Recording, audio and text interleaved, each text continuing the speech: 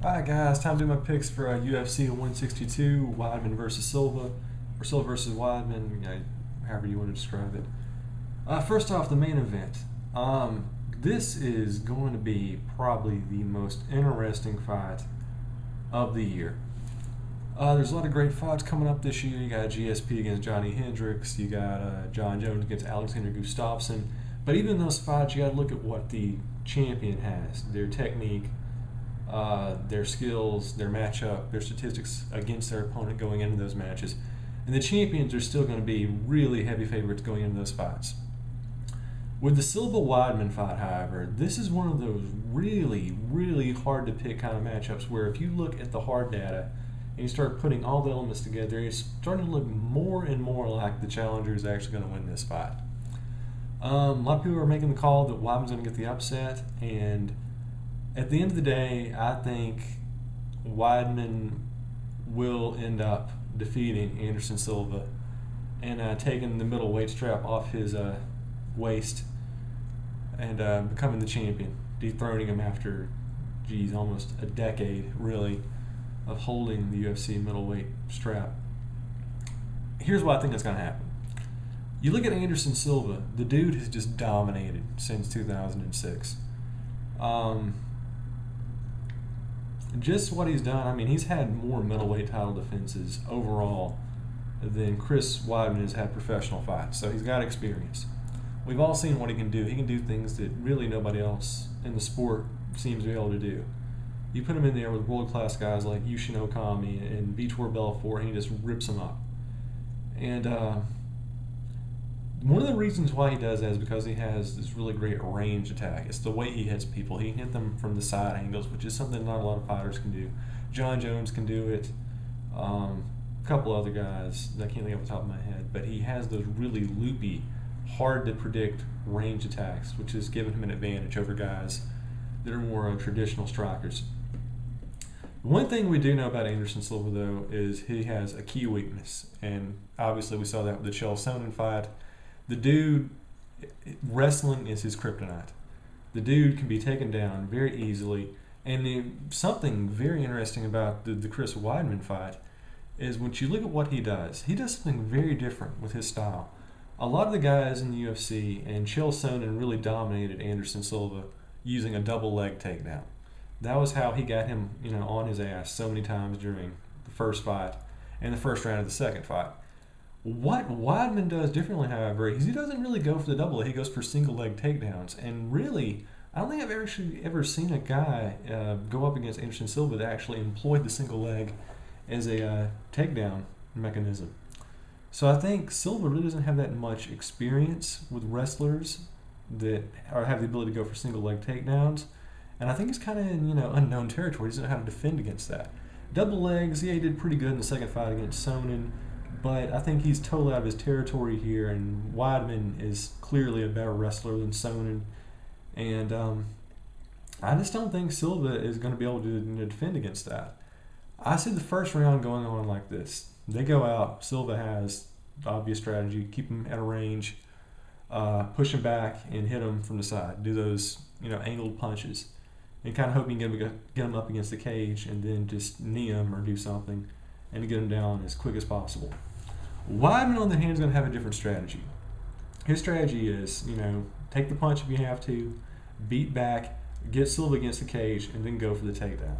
If he doesn't do that, I really don't know, what he's planning to do, because that seems like the most obvious and effective way to take down Silva.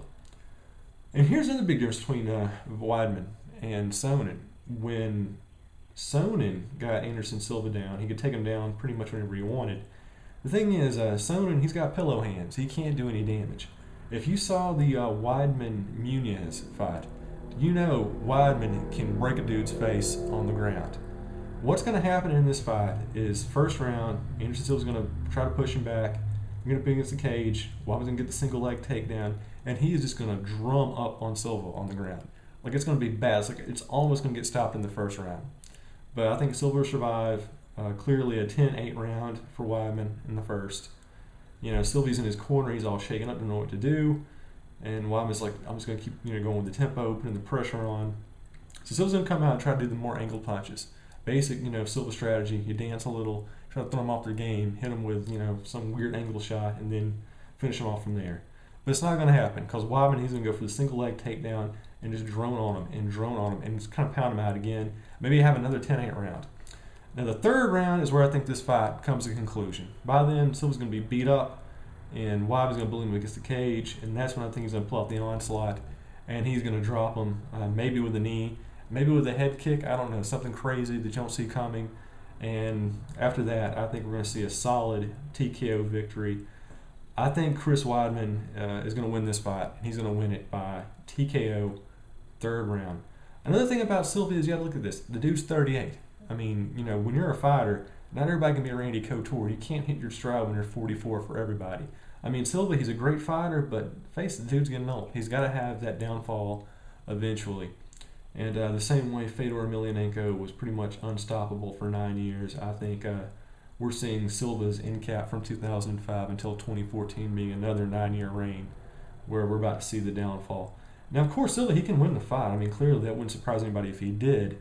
But I just think the matchup favors Weidman so much. And unless Weidman comes in this fight, doped up on something, he's going to win this fight. And he's going to win it by finishing him. Third round TKO. Co-main event, Frankie Edgar versus Charles Oliveira. I'm really disappointed in this matchup because I really want to see Ricardo Lamas take on the Korean Zombie. That would have been a fantastic fight that we got robbed out of. The storyline here is pretty simple. Both these guys are coming off losses. Oliveira, he's had one loss, a couple of wins. Frankie Edgar's dropped 3 in a row. Edgar's in trouble. He's got to win this fight or else his career is pretty much in the dumpster. I think against Oliveira, it's a really good matchup. Edgar, I think he goes in there and he kind of pushes him around for the first round, and he gets a knockout in the second round, and Edgar's career is salvaged. Nothing too interesting. Also on the main card, you got Tim Kennedy against Roger Gracie because we need to get things more strike forcey up in here.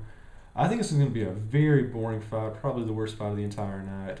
It's going to be very slow, very methodical. I think Roger's going to spend the entire fight trying to get the takedown. He might get like 1 or 2, but it's really just going to be him kind of bullying Kennedy up against the cage. I think Kennedy's going to do a pretty good defending, and I think he ends up eking out a controversial split decision. I give it to Kennedy, split decision, in a pretty disappointing fight. Mark Muniz against Tim Boach. I think Muniz wins this fight by second round TKO. Featherweight fight, Cub Swanson against Dennis Seaver. Should be really interesting. I think Swanson wins by first round guillotine choke. Preliminary show, we got Chris Weidman against Andrew Craig. I'm going to take Craig by decision.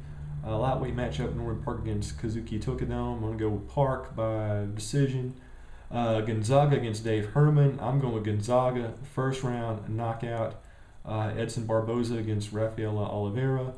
I'm going to go with Oliveira by split decision. Let's get controversial up in here. And the Facebook fights, Seth Baczynski against Brian Melencon. I'm going to go with Baczynski. And I'm going to take Mike Pierce over David Mitchell. So there you go. Spider Reign could be over. Should be an interesting fight. See you at the cage.